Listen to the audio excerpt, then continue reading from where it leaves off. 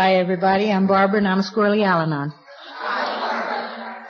I don't have a drinking problem, but I have a thinking problem. I belong to the Tuesday Mother Group, and it is called Mother because, so far as we know, we are the oldest Al-Anon group in California, and the rest of you are the chicks. I want to thank our chairman here, Deborah. She thanked her committee, and I want to thank her. I think she did a beautiful thing.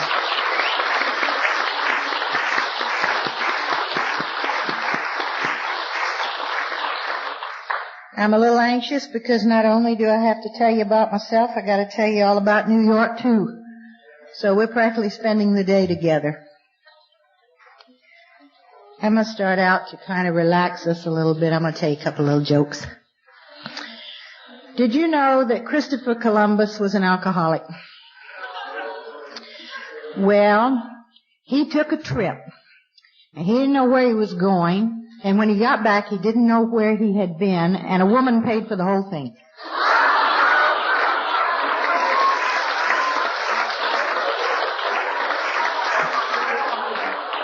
Some geographical cure, huh? Now that I've picked on AA, I'll have to pick on Al-Anon a little bit and even it out. Do you know why the Al-Anon always closes her eyes when her AA husband is making love to her? She can't stand to see the alky having a good time.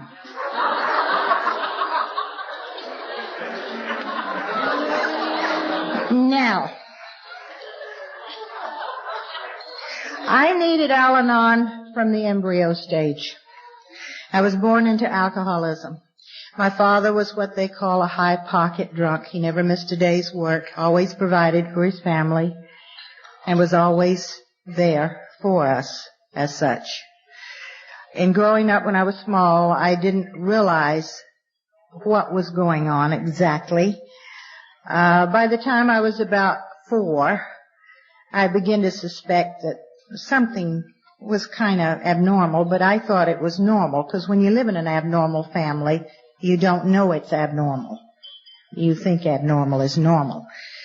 But it was Christmas time, and I kept getting up and going over and looking up the chimney. I was looking for Santa Claus, and my dad said, "Go back to bed." And I go back to bed, and when he wasn't looking, I was back in there looking up the chimney again, and finally he grabbed me and he spanked the daylights out of me and threw me in the bed. And then he left, and he went out and slammed the door, and we lived back in the deep south, and it was cold and blizzard out there, and he came back with an ice cream cone for me. And I couldn't understand why he was bringing me something cold for this end when it was other end that was hot. I used to run and jump up on his lap, and sometimes he would throw me on the floor, and other times he would hug me and kiss me and love me and make over me, and there was that emotional yo-yo and that unpredictable personality, and I grew up with that. As I got to be a teenager, I could remember coming home and finding my mother in a dark closet out in the hall, hiding and waiting for my dad to pass out and go to sleep because she didn't want to argue with him or fight anymore. I thought that was normal. As a teenager, my dad used to lock me in my room, and he'd take the light bulbs out of the lights. And so I was resourceful. I got a flashlight, and I got a book, and I had my radio, and I'd get under the covers with my flashlight and my book. And then I got even smarter. I got a key to the door. So I would go out and do my thing and come back and lock myself in, and the next morning he'd unlock the door and think I'd been in there all night.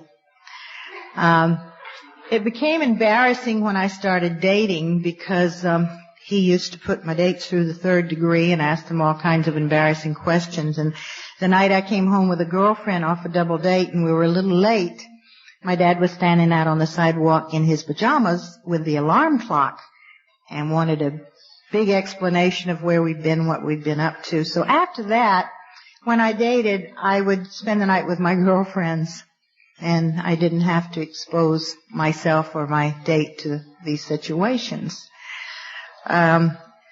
I grew up swearing and declaring that I would never, ever marry anybody with a drinking problem. Right? So, Anyhow, I went with a lot of guys. I was always the leader of the pack, always planning things, had a lot of beautiful proposals. But when I decided to get married, I picked the introvert, the guy that sat in the corner at parties and was very quiet. Didn't have much to say, because I had to change him, you see. I had to make him more outgoing like I was. And I'd talk my fool head off and bubble over, and he would say nothing. But then if he had a couple of drinks, he would talk a little more. Well, I went with him for 5 years, and we finally got married, and we lived together miserably for 13 years. We had 2 beautiful children. And there was brutality, and it wasn't a very happy family. And finally he left. We were right in the middle of building a home when he walked out on us. The day that he walked out, I brought my mother home from a mental hospital. My father had died, and I thought she had the breakdown because my dad had died. And when I talked to the psychiatrist in the hospital, he said, no, she had the breakdown because of guilt. Ever hear guilt? He said she used to pray that God would remove the alcoholism, and when he removed the alcoholic, she felt that she had prayed her husband to death. And that was very hard. She lived with me for a few years, and that was a lot of fun. I kind of traded one situation for the other. She used to get up in the mornings when I was getting the kids ready for school, and that's not the right color, and they didn't have the right breakfast, and et cetera. And when they get off to school, she'd go back to bed. And anyway, when my husband left, about that time, I wound up on the doorstep of a friend that I had worked with at the state, and we'd kind of lost contact with each other. We were down to Christmas card exchanging. And I walked into her home and sat down in her kitchen, and I poured my heart out to her. And I told her that I had turned into a fish wife, that I screamed at my kids, that I was lonely and frustrated and full of despair, and everything seemed hopeless, and I just didn't know what to do about it. And I told her about my husband's drinking, and when I got through, she said, you just took your 5th step. And I didn't know what she was talking about. I had never heard of Al-Anon. And she said, the reason you don't see my husband and I around is because Jim quit drinking, and we move in a different circle. We don't associate with people that drink anymore, and we have a beautiful life, and we're happy. And she took me to my first Al-Anon meeting. And I remember going in the door thinking, I don't know what I'm doing here. He's the one that's got the problem. Anybody ever feel that way? Well, I kept going because she kept taking me, and one night she called me up and she says, I can't pick you up tonight. You'll have to get there on your own. I thought, oh, I've got to take myself to that meeting. Well, I went, and I drove down to the meeting thinking, I don't know what I'm going to that meeting for. I'm not getting anything out of it. It's not doing anything for me. There was something I heard in the first meeting, though, that stuck in there. They told me they cared. And they said, please come back. And they said, you have choices. I didn't know I had any choices. I thought I was trapped. So I went into that meeting, all defensive and closed-minded, and sure, I wasn't going to hear anything I needed, but I was there. And an old-timer was talking about a conscious contact with a higher power, and I thought, oh, brother, here they go on that God business, and I want to hear about that. I was raised Southern Methodist in an upper-middle-class family. And God was hell and damnation. If you sinned, you went to hell. I asked a Sunday school teacher one time, does it count with children? Do children sin? And she says, no, not little children. They're innocent. And I said, what age does sin start? And she says 10, and I was 10 at the time. So I knew I'd blown it. Well, anyway, in this meeting, she says, if you don't have a conscious contact with your higher power, maybe you're not plugged in. You got to have a little faith. When you switch on a light switch, you don't question all the intricate parts in the wall, the electricity of the power dam, or how it all works. You just have faith that when you reach out and turn it on, it's going to be there for you, and you have to have faith in your higher power. And when you pray, you have to wait for the answers. And he says yes, no, and wait a while. And that last one's a Lulu. Well, I thought she didn't know what she's talking about, all that God stuff, and I got back in my car, and I'm driving home like a maniac, like I came down there. And all of a sudden, I hit my bottom. I had run the gamut. And when they were talking about letting go, I let go, and I said, please, God, if there's anybody up there, please help me. And this beautiful, serene feeling came over me. And I released my foot off of the accelerator, and I actually touched the brake. And I started crying, and I hadn't cried for years because I had been told not to cry. First, I was told that you were sissy if you cried. And then I got hurt if I cried because they couldn't handle it. And I was crying so hard, turned on the windshield wipers. Now, the water was inside. It wasn't raining outside. But during that time, when I hit that first bottom, I took my first, second, and third step. And I knew that I was powerless, and I accepted it. I just didn't admit it. I accepted that I was. Teeny tiny bit of sanity came back. And I went back to my meetings. And I was open-minded and teachable. And I was ready to hear what you had to say to me and to absorb some of it. And I continued to go to my meetings, and finally they said, Barbara, we want you to chair a meeting. Oh, my God. I went to the city library, and I got down all the books on alcoholism, and I started researching.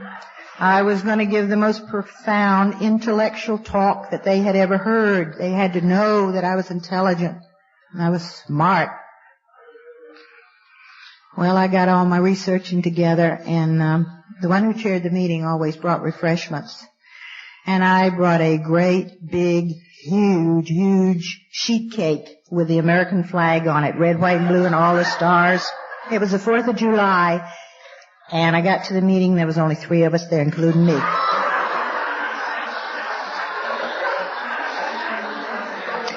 So I decided I wasn't going to waste all that research on just me and a couple others. So I told him about taking my first step and my second and third and having these feelings and this spiritual awakening. And it was a good meeting. They shared with me. And one of the gals told me afterwards, she said, Barbara, you don't have to worry about being intelligent. Anytime you talk, just speak from the heart. We're not speakers. We just speak from the heart and tell our story. And that's what I try to do now. And always before I talk, I say, okay, God, my mouth is yours. And he usually puts something, a little something in it worthwhile, and I hope he will today. Well, I kept going to meetings, and pretty soon I was treasurer. First they let me wash coffee cups, and then they let me set up chairs. And when you start working in service, you have to learn very fast that there is criticism connected with the job. From washing the cups to being delegate. All of it, you're going to get criticism. Well, somebody wasn't pleased with it or this and that. Then I was treasurer, which I hated. Hate handling money. And secretary, and then I was group representative. And I was group representative for 2 terms, and finally I said, how do you get out of this? And they said, don't volunteer the next time we have election. So the next time they had election, I didn't volunteer, and they picked somebody else. Really interesting how this thing works when we get out of the way and allow a little rotation of service, which is so important. So I did all those things, and I got interested in information service. And I started going out to schools and working with the Alateens and public information and all the different parts, speaking here and there. All the parts of information service. I was pioneer with teleservice in our area when they said, won't work, can't afford it. And we did it, we tried it, and it worked. It's still working. Then they asked me to run for district rep.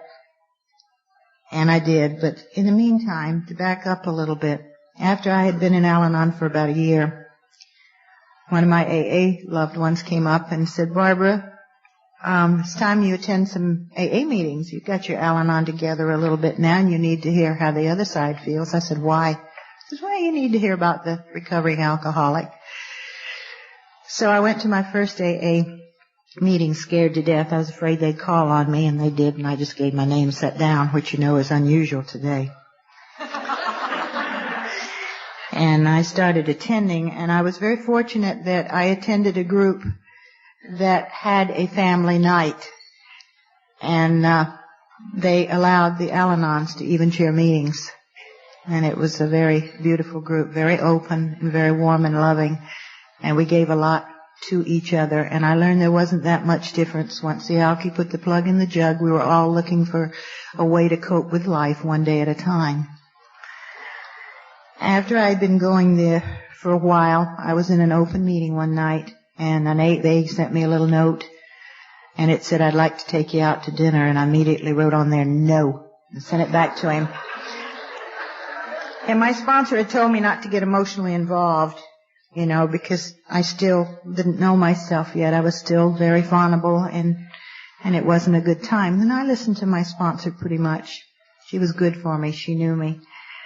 And then I got to thinking about that. That wasn't very nice. Here's this guy in recovery trying to get his life together just like I am. That was terrible. So I wrote him another little note, and I said, if you'd like to call me and talk sometime, here's my phone number.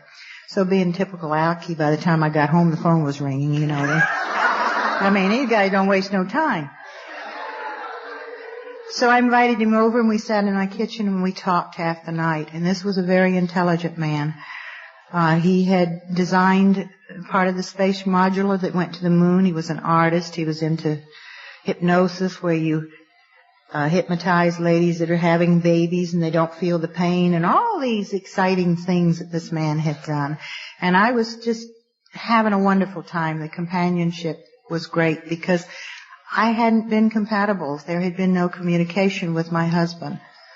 For 14 years. And to have a man to talk to was great, was wonderful. And I really liked this. And he was over one night quite late, and we were just talking and everything, and my mother came into the kitchen, and she started rattling pots and pans, and she was getting all upset. And I said, Mom, what are you doing? And she says, well, if you're going to let him stay all night, I'm going to fix his breakfast. And he says, Mrs. Kennedy, your daughter is a grown adult. This is her home. She's taking care of you. And if she wants to have company all night long, she can. And I thought, whoop-dee, I like having him around. That's pretty nice. She put the pots and the pans down, went back to bed.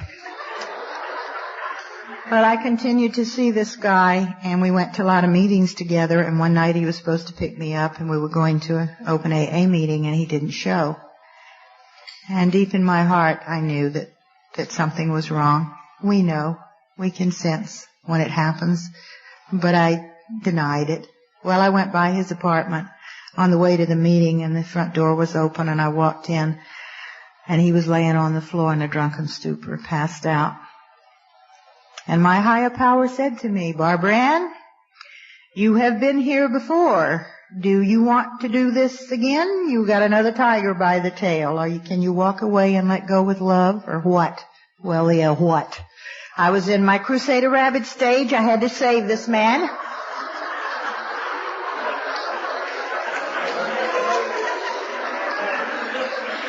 So I did let go at the time. I mean, you don't wake up somebody that's passed out. I went on to my meeting, and he showed up, and I continued to see him for a couple of years, and the AAs were quite concerned, and the Al-Anons, and I kept saying, I'm not emotionally involved with this man. We're just friends. And he was coming out to my house and crawling around on the lawn at 3 o'clock in the morning looking for his teeth. And a taxi cab driver brought him out one night, knocked on the door, and says, brought your husband home? I said, he's not my husband. He does not live here. And he says, well, he said you'd pay for the cab. I said, I will not pay for the cab. And he said, gee whiz. He says, this is my 5th one tonight. He says, you know, I'm studying sociology in school, but I'm getting more of an education driving this cab. So I said, you take him wherever you found him. He can't stay here.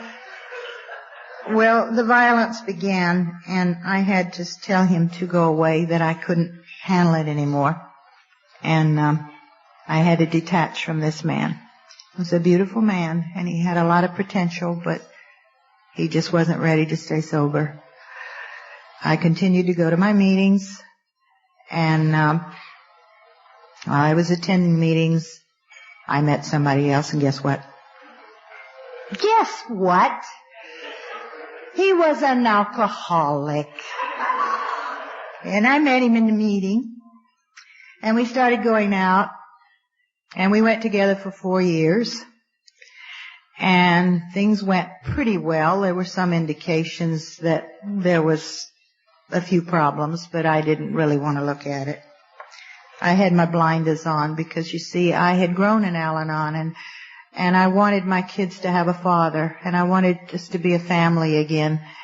And he had asked me every day to marry him, and finally I said yes. And we got married, and we were married for 4 months and 10 days, and we had our first argument, and he split. Went down the road and got his old apartment, went back, filed for divorce, and found another woman. I was in despair. I hit another bottom. I just could not believe that this was happening to me again. I went to Al-Anon. I talked to my sponsor. I read my literature. I did everything that you taught me to do, but I hurt. So one night, I decided to get drunk. And that's all right. I'm not an alkie. I can get drunk if I want to. So it was a holiday, and I had 2 of my babies that I was sponsoring over with me. I wanted to do this by myself. So we went to the store to buy a bottle, and we got a big one. And we looked at all the labels to see how much alcohol content and how much they cost. And the guard there was just laughing. He said, these teetotalers, you know. And then we got a little pint just in case the big one run out, because I said, I'm not going to drive after we start drinking. I don't want no 502s. So we took them home, and we mixed our drinks, and we started playing Cardinal Puff. Have you ever played Cardinal Puff? That's where you take your glass and you say, here's to Cardinal Puff, and you hit your hand once, and you hit your feet once, and you stand up and sit down once, and you take one drink, and then you do it twice, and you keep doing it till you goof, and then you chug-a-lug. Well, I started goofing because I wanted to get drunk. So I was doing a lot of chug-a-lugging. Well, I began to feel it real good, and so then I went and I got the big book. We didn't have all the literature we have now in Al-Anon. I got AA big book, and I got Al-Anon's literature that they had living with the alcoholic and something else, and I got in the middle of the floor, and I started preaching to my babies how to work the program. Well, one, the drunker she got, the more sophisticated she got. She looked down her nose at me like, well. And the other one was just hanging on to every word. Oh, you know. The higher power is speaking. And boy, I had her attention, and I went on until I began to feel kind of bad, you know, and I said, I gotta go to bed. Well, I had a problem. I couldn't get up. Couldn't get up out of the floor. So I had to crawl down the hall to my bed, and that was the longest crawl I've ever made in my life. But I finally got in the bed. Well, alcohol doesn't hit the non-alcoholic the way it does the alcoholic. You know, you look for euphoria. With us, it emphasizes the pain. And when I hit that bed, I said, I hurt. And I said that all night long. And that poor little baby, she didn't know what to do with me. So you know what she did? Oh, my God, do you know what she did? She called my estranged husband. Well, he came over and he took one look at me, and he didn't know what to do with me either. He'd never seen me drunk, you know, and he was about to leave, and boy, I hit him where it hurts. I said, when anyone, anywhere reaches out for help, I want the hand of AA to be there. My God, how could he leave after that statement, you know? Well, he stayed a little longer, squirming and churning, and finally he left. Well, I felt and looked like the wrath of God. And the gal suggested we go to a meeting. There wasn't an Al-Anon meeting that night, so we went to an open AA meeting. When I walked in the door and they looked at me, I think they thought I was ready for the other side of the program. And I listened, and one of the old-timers came up to me afterwards. He said, Barbara, I need to talk to you. Let's go have some coffee. So me and my babies went out with him, and we had coffee. And he said, Barbara, there's nothing wrong with you. He said, you're a good Al-Anon. You got a good program. You just keep picking little boys, that's all. And I said, God, what do I look for? What do I look for? You see, when I married the first time, I picked the exact opposite of my father, thinking if he was opposite, he wouldn't have a drinking problem.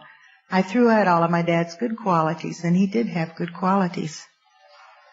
And I thought that all men took care of their wives and were responsible for their families. And I wasn't finding that.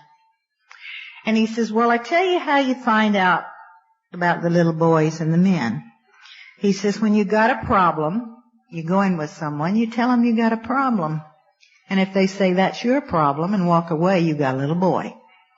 And if they say, what can we do to work it out? You got yourself a man. Well, that sounds simple enough. You see, what I had done with my program was everything but the important thing. Why I was hurting so terribly was because I hadn't let go. I had not turned it over. It's like when you pull the bow and arrow and you don't let go of the arrow. And finally, when I got drunk and I hit my bottom again, I let go and I turned it over. And then the healing process began. We grieve, you know, not only with death, but we grieve when we lose a loved one and in a separation, we break up with a lover, or we lose a good friend. There's grief, and you have to go through the stages of grief. First, I don't believe it's happening. It isn't real. And then the reality hits, and the anger, and then finally the rebuilding. Well, I went through my stages. Somewhere in there I was praying to God, please send him back. Make him woo and pursue me and beg me to marry him again. And let's make our relationship work out. And God didn't send him back. And my southern upbringing had taught me, I can't chase men. Can't chase them.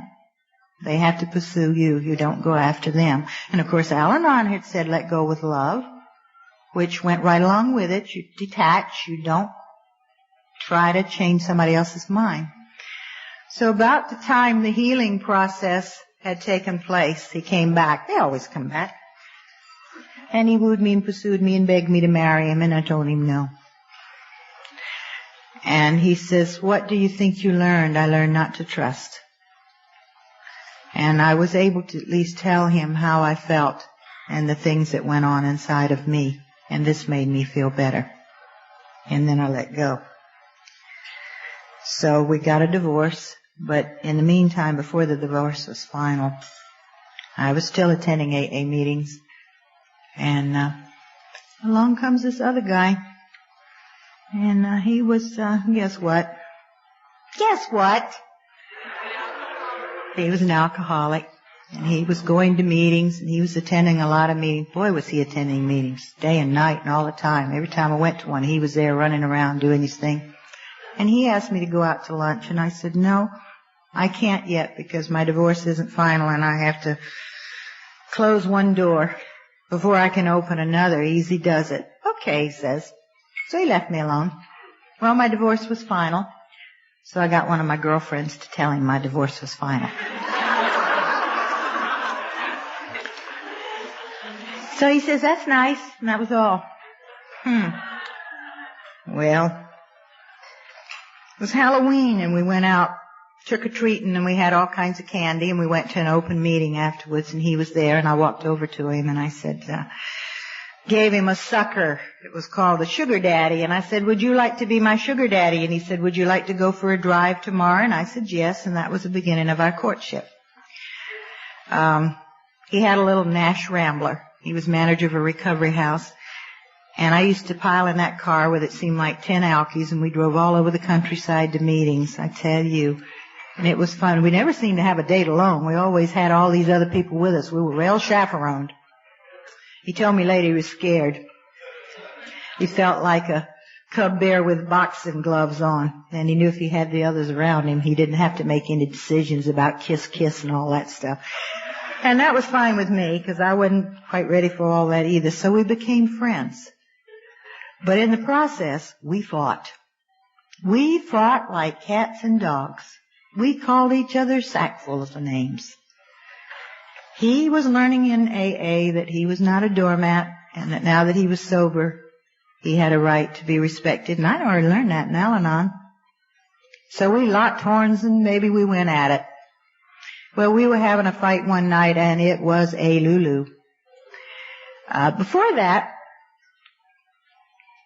he had brought me, he came over, he left a purple hat, and then he left a sweater. You know, they always leave something over so they have a reason to come back. All these cunning little cute things. And then he brought me a bouquet of flowers, artificial flowers, and they were faded and had dust on them. But they were a gift of love, and I accepted them, and I put them on my coffee table. Well, we had this terrible fight one night, and he said, "You're the damnedest female I've ever met in all my life, and I don't understand you, and I don't want to anymore. And I'm never going to darken your door again." And he grabbed his purple hat and his sweater and my faded, dusty flowers. And he went out, and he got ready to slam the door, and he turned around and he said to me, "I've never asked you, but I'm concerned about you, how you and the kids eat." And he took some money out of his pocket and he put it down. And then he went out and slammed the door. It almost came off the hinges. I thought, I finally found a man. He cares. As mad as that man was, he cared. He cared what happened to us. He didn't walk away leaving me with nothing like I'd had in the past. And everything inside of me wanted to reach out for him, but I knew I had to let go with love and leave it alone. So in a couple of weeks, I saw him in a meeting. In the meantime, one night, I was hurting so bad, I wanted to see him. And I got in the car and I drove down to his apartment and I sat out in front of his apartment trying to get up the nerve to knock on the door. And in the meantime, he was out at my place trying to get up the nerve to knock on the door. We found that out later. I didn't know it at the time. Neither did he. But I saw him in the meeting and he said, "Would you like to go over to my apartment and have some coffee and talk like so-called mature adults? See if we can work this out?" And I said, "Yes." And he said, "You waited 5 years to marry your first husband and you waited 4 years the second time." He says, "I ain't got that much time left. Let's get it on. Let's get married. I do love you." And I said, "Okay." So we set the date for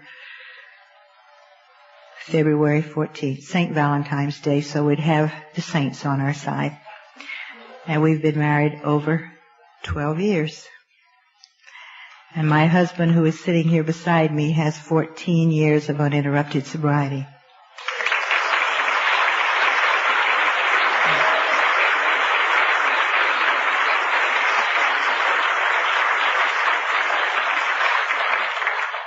Well, we have a program, but that doesn't mean that life is going to be a bed of roses. He walked into a family where there was a teenager, and he says, "Oh, my God, I don't know anything about raising teenagers." I said, "Join the club. Neither do I." So we suffered together, and he tried so hard. He wanted so hard to be a good father and a good husband. And we had problems there. And then I had to go in the hospital for surgery. And I had a hysterectomy, which I don't like. It should be her rectomy, not his. And maybe his did wreck it. I don't know. Anyway.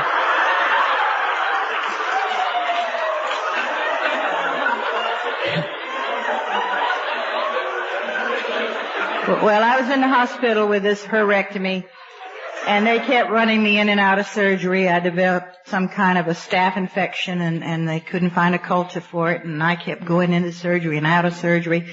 In the meantime, he was running out to the hospital every night to see me and running to a meeting to reinforce himself. And he was coming back from the meeting one night on the freeway, and there was a driver on the freeway going the wrong way.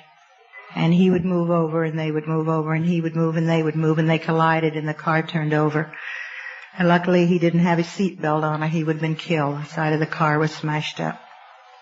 He'd given that car to me, and I'd always felt eerie about it. I never did like that car. to me about it. And one night I noticed some bruises on his arm, and I said, "Where'd you get those?" And he said, "I might as well tell you before someone else does. I was in an automobile wreck."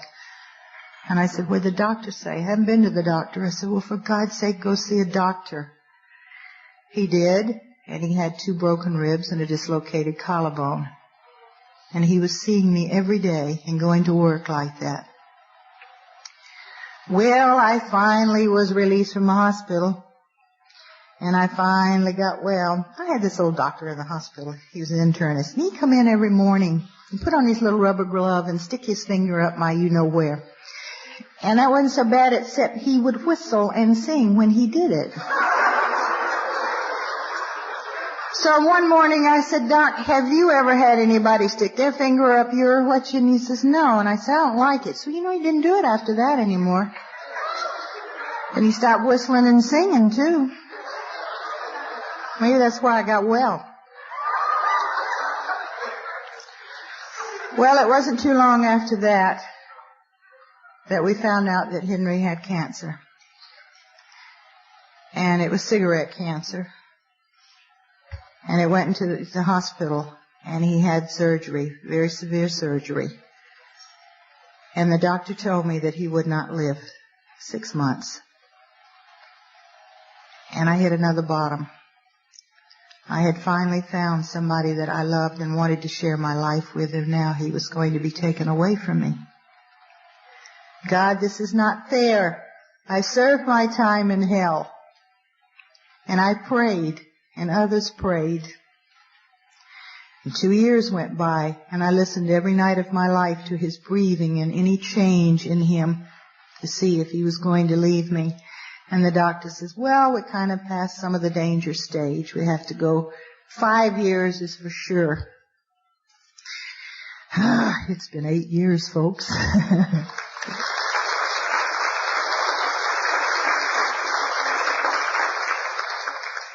During this time, while he was going for his radiation treatment, I was taking a shower one morning and I found a big lump on my breast.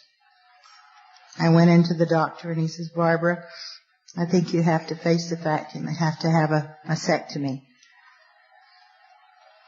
So again, the higher power came in awful handy. Thank God for some serenity that I had developed through this program. I said, "Okay, God, let's do what we have to do." And I accepted before I went to the hospital. I was awake when they performed the surgery, and it was open mouth surgery. I got to talk. He told me jokes, and I told him jokes, and I told him how to do it. And I couldn't see. They at least put a screen up, but I told him how to operate exactly, And I said, "Doc, I started out with a size 30 bra with 4 darts. And I've grown a little since then, and I don't want you to take it all. It took a long time to grow that. I won't take any more than necessary," he says. So they did the biopsy, and it was not malignant. It was just some ducts were clogged. And I got up, and I walked out to all my AA and Al-Anon friends waiting out in the hall for me. And I went home, and I was okay. And that was during the time when I thought I was going to lose him. We had hospital bills coming out of our ears. Couldn't believe the hospital bills we had. Henry lost his insurance, and we wound up with about $16,000 worth of doctor and hospital bills to pay. We're still paying them, but we're getting them out of the way.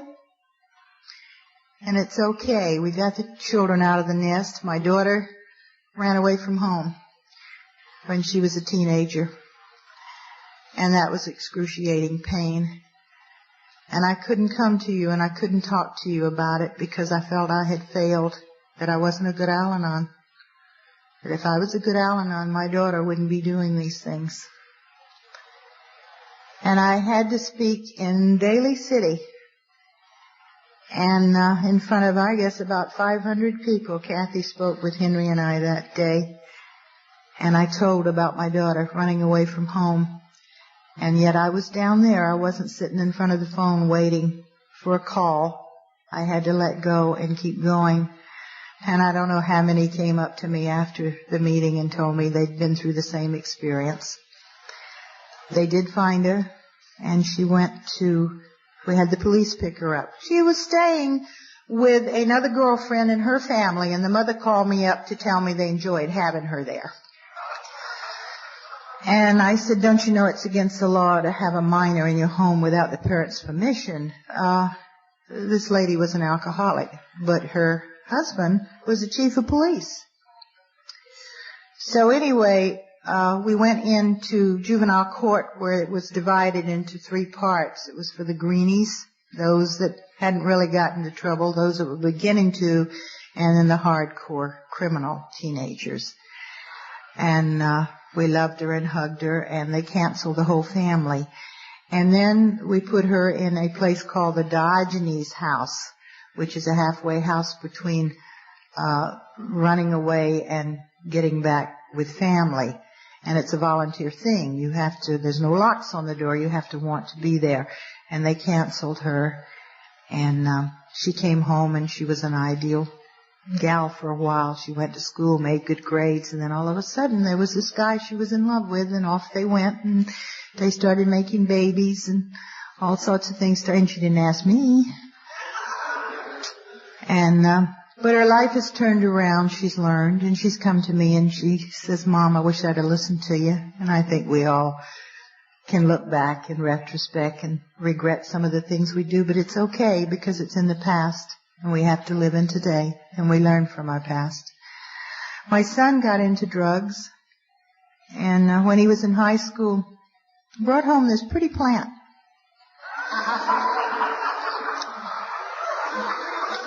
He put it in his room in the window, and he had the front bedroom window right on the street. And I said, gee, that's a pretty plant. And I started watering it, and it started growing. He said, that sure is a pretty plant, isn't that though? And we were suspicious of the marijuana, and one day I saw some seeds in the basin in the bathroom, and I saw these same little seeds in the bottom of that plant. And I said, Raymond, what kind of plant is that? And he said, marijuana. And I said, you let your mother water your marijuana plant? And he says, well, yeah, you didn't ask. He's always the kind of kid, you don't ask any questions, you don't get any answers, but if you do, he'll tell you. So then I didn't know what to do with the darn thing. I didn't want to put it in the trash because the garbage man might find it and report us. Couldn't bury it in the ground, it would grow. So I chopped it up in little pieces and threw it down the garbage disposal. So maybe it's floating around out in the sewer there somewhere. Well, he was goofing off in school, and he was skipping, and I got tired of it. And I went to the counselor, and I talked to him, and he told me, what you guys had told me, let go. Would you like for us to handle it? You just let go. Don't pick up the pieces. Don't rescue. So I did. And I told him, I said, you have choices. If you want to graduate, you're going to have to start attending school and doing what you're supposed to, but I'm not making excuses for you anymore. You know that kid graduated outstanding student of the year? And he got out of school and he didn't do a darn thing outstanding for a whole year.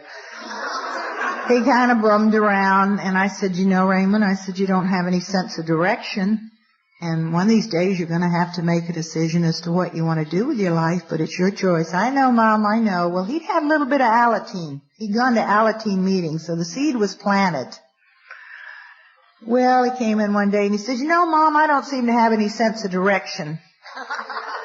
He says, I think I'll go to college for a year and then I'm going in the Navy, which is what he did. And they sent him to Australia, way down under, someplace nobody's ever heard of.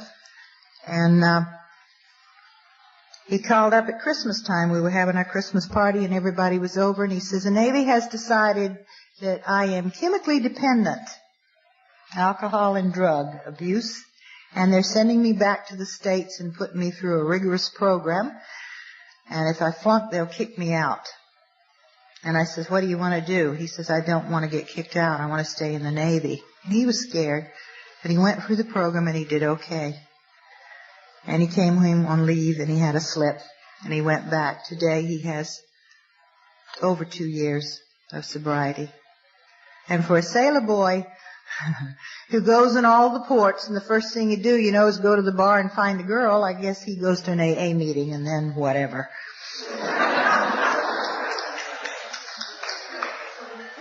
So Henry and I live a more peaceful life as such today, but as we are crisis programmed, and this is a character defect that I haven't given up, and I might not ever give it up. I like it, and I'm used to it.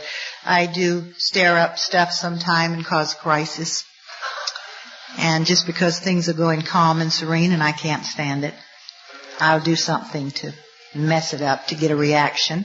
And sometimes it works and sometimes it doesn't, because he's got a good program too, and he usually doesn't react to my crap. So we have a happy life and we love each other very much. And I'm glad that I have him. And I'm glad that I have you, and I love you very much. I hope that you get into service. I hope that you go out and see what it is in this world that we have. Any country in the world. We're in so many countries now that you go to, you can find a meeting and you can find love by picking up the phone and calling somebody. It's a beautiful program. I'm going to close with a prayer that I've been requested to read, and I want to read it.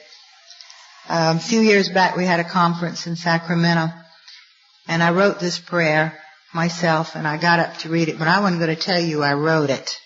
Because, see, I was trying to develop humility. But since it's an honest program, what I was trying to do, in case you didn't like it, you didn't know where it came from, see. So here it is. An Al-Anon's prayer. Dear God, help me not to be too hard on myself when I do it wrong, to remember I'm only human. Help me not to take divine credit when I do it right, to remember I had help. Help me to pray when the words and wisdom of the Serenity Prayer just won't come. When I'm hurting really bad, my thinking is distorted, and there is loneliness and despair. Help me just to cry out help, and know you'll know my feelings and needs. Help me to smile and be serene and happy, knowing I have earned these gifts and deserve them. Help me to reach the newcomer, or the old-timer, to be direct, truthful, and kind, and sometimes tough when they are as stubborn as I. Help me to continue to grow in the right direction with the 12 steps, my sponsor, and my fellow Al-Anons as guidelines. Help me to say a prayer before I open my mouth to carry the message. Help me to be grateful for every day, good or bad. Help me to live in today, using yesterday only as a reminder of where I don't have to be anymore, and to project into tomorrow with positive thinking and healthy goals. Thank you, God, for waiting for me when I ran away from you and got lost. Thank you for the alcoholics in my life. Because of them, I came to Al-Anon to help a loved one and stayed to help myself. Thank you for understanding me and helping me to understand that your plans are not my business. Thank you for helping me find my place in the sun, serving my fellow man in Al-Anon and practicing these principles in all of my life's encounters. And, oh God, if I may, bless you for leading me and millions like me all over the world to Al-Anon. Amen.